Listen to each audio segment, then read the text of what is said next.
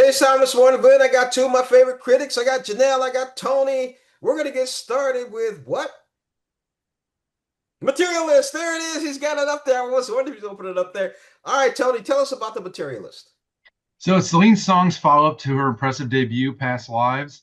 It's a romantic drama, if you will, that gets into the single life and really the bleakness of dating and marriage. And while it does have well intentions to tackle some important topics such as self-value.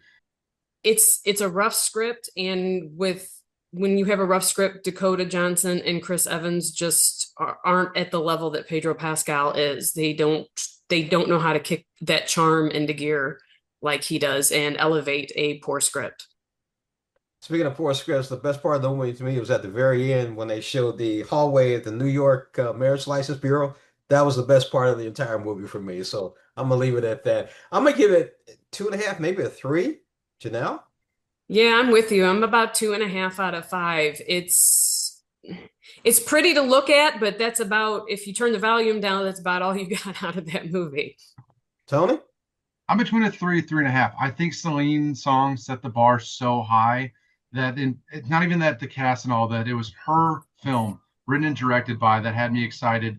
And I just don't think it had the same, again, the same tone, the same effect, the subtlety that made Past Lives so strong. It kind of hits you over the head with the hammer what it's trying to get across here. It is a well constructed film. The script could have been better, acting could have been better, but it's not a bad film by any means. So I think between a three, three and a half. All right, let's move on to the next movie. Tony, what we got going on here? There it is. Dancing Well, Under the Stars. Life of Chuck. ah, Tell us about Life of Chuck. such a fantastic film. I really don't want to get too much into the plot, but it's really an exploration on the meaning of life. And it's split into three chapters. You're going to be confused as it goes on. It's 100% intentional. It's based off Stephen King's excellent short story. It's up to you if you want to read that first or see the film and then read it afterwards. There are a few changes, but the essentially the skeleton there is pretty much the same.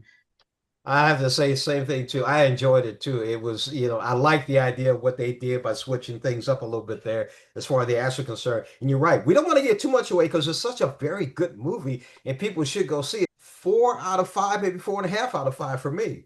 Janelle? I get like a 4.25 out of 5, like right there in the middle. Again, I'm going to disagree with James. I think the more you know about this story, the better appreciation you're going to have of knowing what's going on, especially at the end of the beginning. Tony? This is an easy 5 out of 5 for me. I thought it is one of the best films of the year. It's one that stuck with me. It doesn't, what I love about it is it doesn't matter where you're at in life, kids, single, married, whatever. There's something for you to connect with here. And the one we haven't talked about, Benjamin Pasek, great role playing a young version of Chuck. Easy 5 out of 5. All right, let's move on to the last movie because I hardly recognize Gerard Butler and all that stuff he was wearing. And Nick Frost, I heard his voice and knew it was him immediately. What are we talking about? It's the live How to Train Your Dragon. Janelle knows all about that with all the animals that she has. Janelle, tell us what you thought about How to Train Your Dragon. I love it. The animated version was one of my favorites, just with the kids and watching them grow up. And just, it's one of those that I never minded as a parent putting on over and over again. I think the message is beautiful. I think it's cute. I think it's charming. I was always worried when they are going to announce that they're going to do a live action version of how that's going to translate. I think bringing in the same director to oversee the vision of translating it into live action, I think it's great. I think it's just giving you an updated version of what we got in the beginning. I think kids like mine or in their 20s will so enjoy seeing this movie. It'll bring back a lot of nostalgia.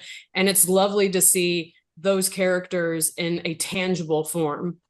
Tony? I mean, like hit the nail on the head. This is essentially is nearly a shot for shot remake of the animated classic. And that's not a bad thing. You don't need it's a perfect story, no reason to change it. And that's exactly what they do here. Mason Thames, Nico Parker, they form a really strong duo. Gerard Butler here, obviously he's reprising his role.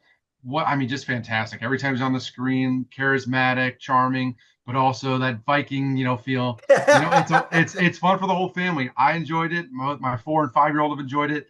It's got some of the loudest reactions so far this year out of a theater. So I think as long as you have an idea of what you're getting into, you don't really need to know anything about the story because it is the same. But whether you've seen it or not doesn't matter. I mean, the visual flight sequences here are stunning. And I think they're reason enough to see it on the big screen. between a 4, 4.5. And I think the really reason here is it's a story we've seen before, but the way they've done it, the way that they have taken care of it and not tried to update it for the times, if you will, I think it's going to go a long way in making fans very happy. All right, folks, there you go. That's this weekend's films. Definitely Dragon right behind that. Life of Chuck, Materialist. Go ahead and do virtual dating. We ain't got nothing to worry about. Thank you for joining us on Morning Blend. One thing I do have to say, I kind of was a little upset this week, a little sad news with Sly Stone of Sly and the Family Stone passing away. But you'll get a chance to hear about that from Ice Cube in Sunday Show. Thank you for watching. We'll see you next week.